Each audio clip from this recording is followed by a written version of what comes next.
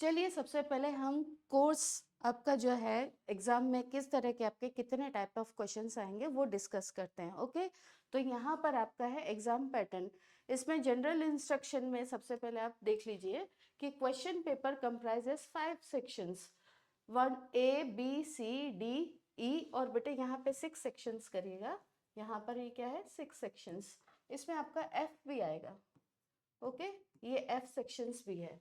So there are 37 question, और इसमें total कितने क्वेश्चन होंगे 37 questions. Okay, so 6 sections A B C D E और F सेक्शन, इसके टोटल क्वेश्चंस कितने होंगे आपके 37 क्वेश्चंस।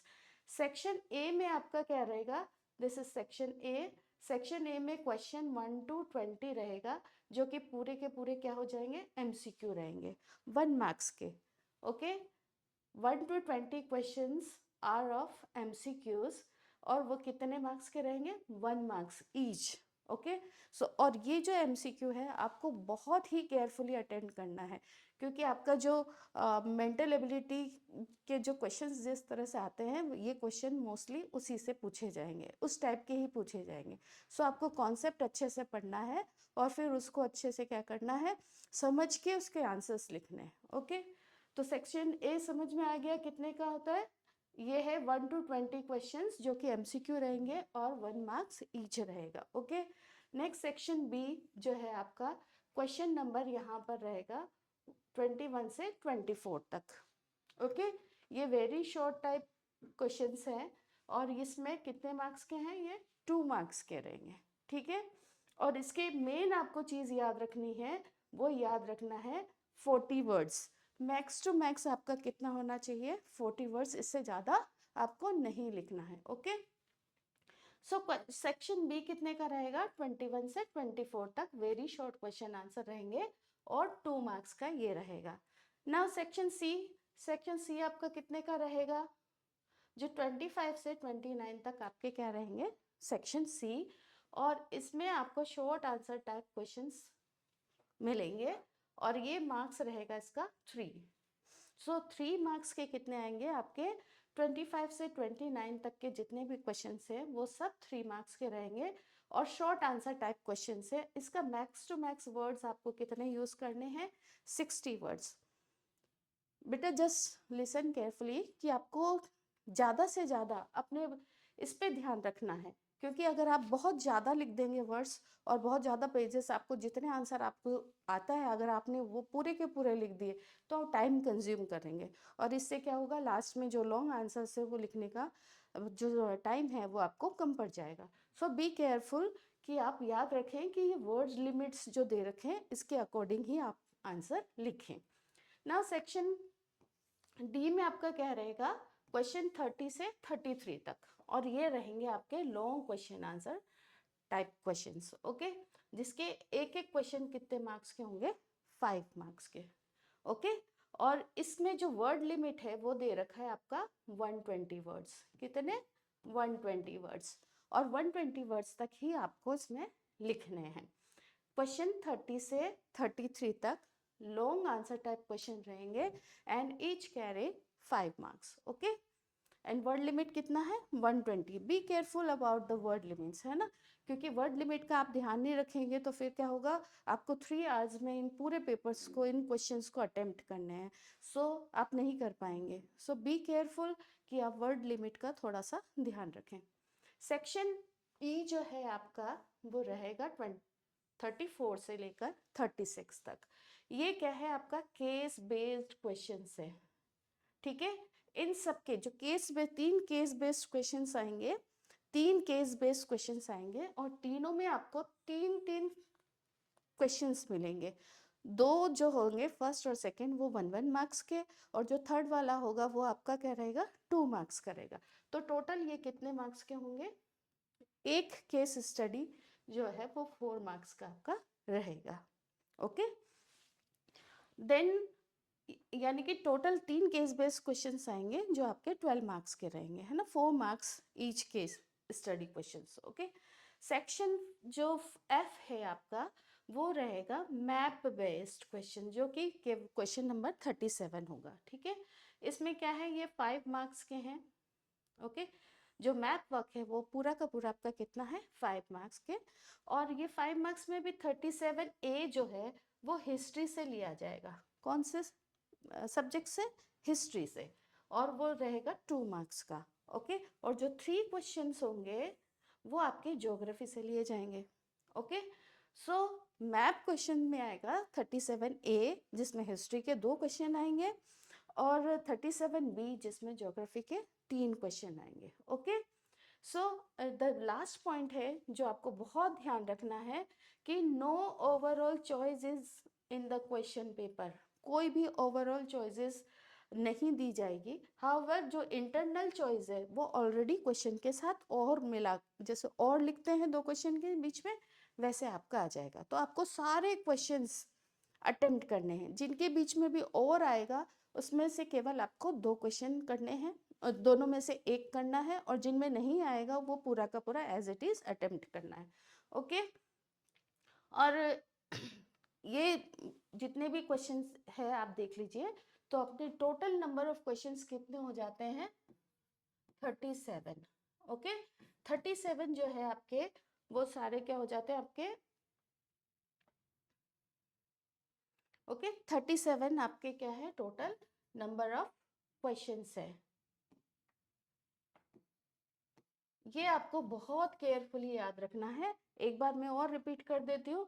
1 से 20 तक तो क्या रहेंगे आपके MCQ, फिर 21 से 24 तक आपके रहेंगे 2 मार्क्स के क्वेश्चन वेरी शॉर्ट, फिर 25 से 29 तक रहेंगे आपके शॉर्ट आंसर टाइप क्वेश्चन जो कि 3 मार्क्स के रहेंगे, और उसके बाद 30 से 33 तक आपके लॉन्ग क्वेश्चंस रहेंगे जो कि 5 मार्क्स के रहेंगे। वर्ड लिमिट में वापस आपको रिमाइंड कर रही हूँ कि वर्ड लिमिट पे आप बहुत ज़्यादा फोकस करें, क्योंकि इससे ज़्यादा आप अगर लिखेंगे तो आपका टाइम कंज्यूम होगा, और हमें एटलीस्ट 25 से 30 मिनट्स तो स्पेयर अपने पास रखना ही है, ताकि हम पेपर करने के बाद वापस से इसको क्या करें, रीचेक कर लें, सो दैट हमारा कोई सा भी क्वेश्चन नहीं छूटे। MCQ में भी सबसे पहले आप ध्यान रखेंगे, जब वाइल डूइंग MCQ आपको बहुत केयरफुली उसको अटेम्प्ट करना है। प्लस जैसे आपने लिखा ए क्वेश्चन है ना, जैसे फर्स्ट का आपने लिखा ए आंसर, ठीक है, उसके बाद उसका पूरा आप उसका आंसर नोट करें तो ज़्यादा बेटर रहेगा। ओके। यानी कि मैं क्या कहना चाह रही हूँ, जैसे फर्स्ट क्वेश्चन लिखा आपने, ओके, इसका आंसर है मान लीजिए ए। अब ए में जो ऑप्शन दे रखा है उसको पूरा का पूरा आप लिखने की कोशिश करना, क्योंकि और जो क्वेश्चन आपको नहीं आ रहे हैं उसके लिए आप क्या करेंगे, नंबरिंग करके एक बार स्पेस छोड़ देंगे, उस पर अपना टाइम वेस्ट नहीं करेंगे। फिर जब पूरा पेपर आप कर लेंगे और फिर उसके बाद जितना भी टाइम आपके पास स्पेयर रहेगा आप उसमें वो सारे क्वेश्चंस एक बार देख करके समझ के फिर कर सकते हैं, है ना। Okay. So all the best for the exam. अब थोड़ा सा हम सिलेबस भी एक बार देख लेते हैं। ओके। सो ये है आपका कोर्स स्ट्रक्चर, है ना, क्लास 10th का कोर्स स्ट्रक्चर है, ऑलरेडी मैंने आपको अवेलेबल करवा दिया है। देन ऑल्सो एक बार और मैं डिस्कस कर लेती हूँ तो ताकि आप कंफ्यूज नहीं रहे, है ना।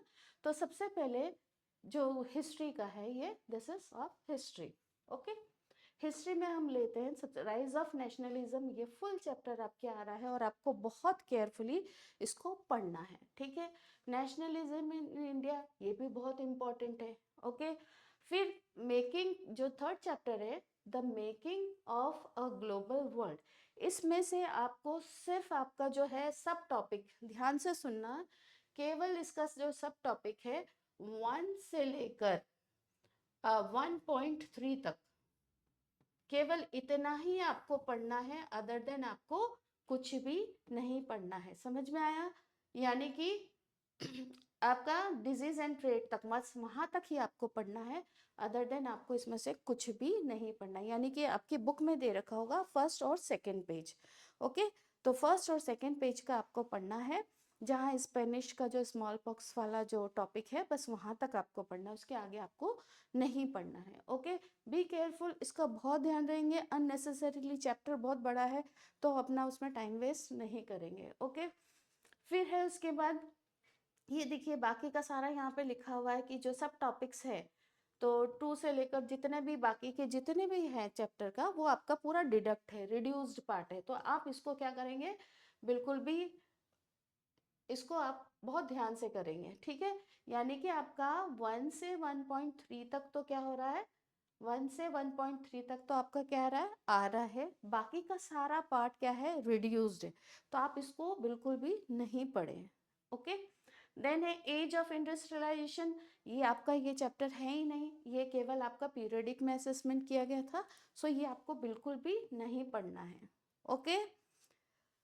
एंड उसके बाद है print culture and the modern world, ये अगेन ये पूरा चैप्टर आपका आ रहा है। So students be careful while you are just reading the chapter और while going through the chapter, क्योंकि बुक में ये चैप्टर्स हैं, लेकिन क्या है, आपको इन बातों पे ध्यान रखना है कि एज ऑफ इंडस्ट्रियलाइजेशन आपको पूरा नहीं पढ़ना है। प्लस यहाँ पर आपके जो the making of a global world, इसमें केवल 2 पेजेस अगर आप बुक खोल के देखेंगे 1.3 तक ही आपको पढ़ना है, इसके अलावा आपको कुछ नहीं पढ़ना है। Okay, I think it is clear to everyone. Okay, अब यहाँ पे आप देखते हैं ज्योग्राफी। ओके, अब ज्योग्राफी में आपके सारे चैप्टर्स इंपॉर्टेंट है और ये सारे चैप्टर्स आपको पढ़ने हैं, ठीक है। रिसोर्स एंड डेवलपमेंट ये पूरा आ रहा है, forest and wild life resource ये पूरा आ रहा है, वाटर रिसोर्स भी आ रहा है, एग्रीकल्चर, ये पूरे के पूरे चैप्टर्स आ रहे हैं। ओके, और मैं आपको क्लासेस में इसके कुछ मेन पॉइंट्स भी आपको बता, मेन जो टॉपिक्स है वो भी मैं डिस्कस कर चुकी हूँ, तो आप ध्यान रखें हैं। ओके, मिनरल ये भी पूरा आ रहा है, मैन्युफैक्चरिंग इंडस्ट्रीज ये भी पूरा आ रहा है। लाइफलाइन वाले में से जो चैप्टर है, चैप्टर नंबर 7 जो है वो ध्यान से देखिएगा कि लाइफलाइन ऑफ नेशनल इकोनॉमी, ये जो चैप्टर है इसमें से केवल only map pointing to be evaluated in the board examination. Okay, so इसमें से केवल मैप आएगा, क्या आएगा, केवल मैप के क्वेश्चंस आएंगे और अदर देन कुछ भी नहीं आएगा। वो आपका क्या था, एज अ प्रोजेक्ट वर्क ले लिया गया है। ओके, सो बी केयरफुल कि 7th वाला चैप्टर में से जो मैप वर्क है, क्योंकि इसमें बहुत सारा मैप वर्क दे रखा है ना, तो ये मैप वर्क आपको पढ़ना है। ओके, इनके साथ साथ इनके मैप वर्क भी already I have given the classroom और आपके पास है सारा सिलेबस, तो आप मैप जो है इम्पॉर्टेंट जो करवाया है, जो सिलेबस में है, बस उन्हीं को पढ़ना है। ओके, एक्स्ट्रा जितने भी दे रखे हैं उनको पढ़ने की ज़रूरत नहीं है। ओके, सो बी केयरफुल कि ज्योग्राफी में जो 7th वाला चैप्टर है, बाकी सब में से किसी में से कुछ भी डिडक्ट नहीं हुआ है, नई बुक में एज इट इज़ जो रिड्यूस पार्ट थे वो रिड्यूस होकर के ही आए हैं। बस जो लाइफलाइन वाला जो चैप्टर है 7th नंबर, इसमें याद रखना है कि इसमें केवल मैप वर्क आएगा। ओके, देन आते हैं पॉलिटिकल साइंस यानी सिविक्स में। ओके, सिविक्स में सिविक्स में आपको क्या करना है, पावर शेयरिंग ये पूरा है, सिविक्स में से कोई सा भी पार्ट डिडक्ट नहीं हुआ है ना, तो इसमें ये दोनों पावर शेयरिंग और फेडरलिज्म चैप्टर आ रहा है। प्लस इस यहाँ पर जेंडर वाला ये भी आ रहा है, ठीक है। पॉलिटिकल पार्टीज भी आ रहे हैं, आउटकम्स ऑफ डेमोक्रेसी, और ये सिविक्स के सारे चैप्टर्स वेरी वेरी इंपॉर्टेंट है। Okay, so while learning just छोटे छोटे क्वेश्चंस पे भी आप थोड़ा सा फोकस करें, जैसे कुछ आपके डेफिनेशंस हुए हैं ना, तो इन सब पे भी आप केयरफुली फोकस करें। Okay, now let us come to the eco.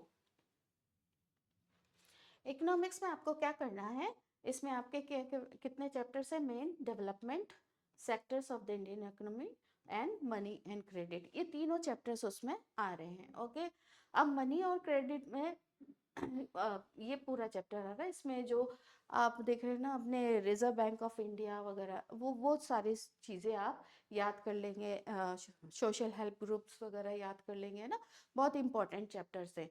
और जो 4th वाला चैप्टर है, इसमें globalisation and the Indian economy, इसमें आपको क्या करना है, केवल 2 टॉपिक आपको पढ़ने हैं, ओनली 2 टॉपिक, लिसन केयरफुली कि आपको कितना, केवल 2 टॉपिक पढ़ने हैं।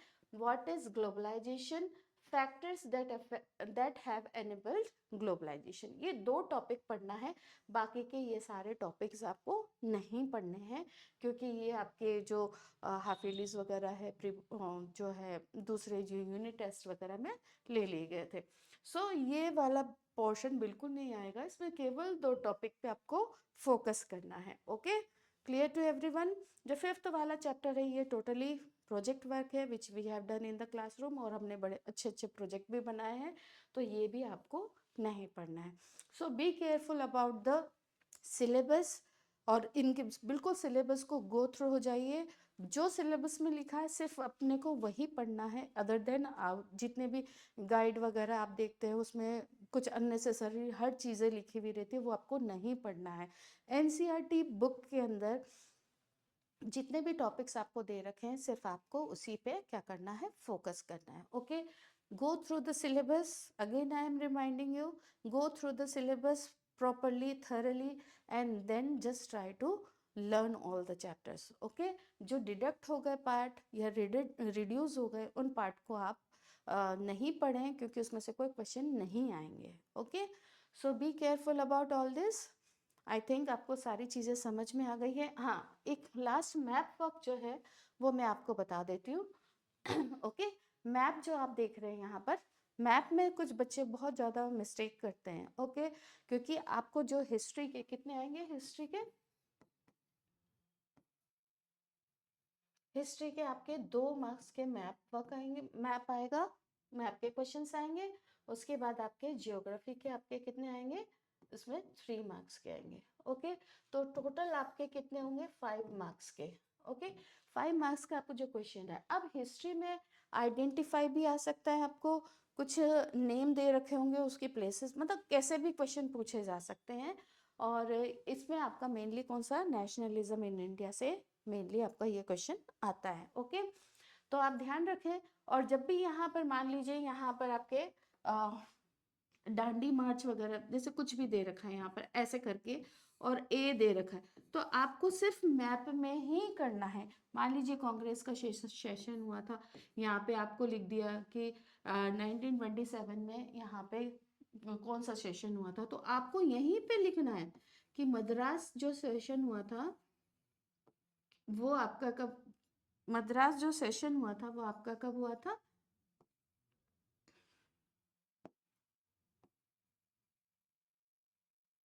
है ना, मद्रास सेशन आपका कब यहाँ पर हुआ था, वो हुआ था आपका 1927 में। ओके, तो यहाँ पर आपको लिखना है 1927, और वहाँ पूछेंगे मद्रास सेशन, तो यहाँ पे प्लॉट करके आपको लिखना है 1927 इन मद्रास। ओके, और यहाँ पर आपको जैसे ऐसे भी क्वेश्चन दे सकते हैं कि आपको यहाँ पे दे दिया, मार्क कर दिया कि ये कौन सी प्लेस है, आइडेंटिफाई करो।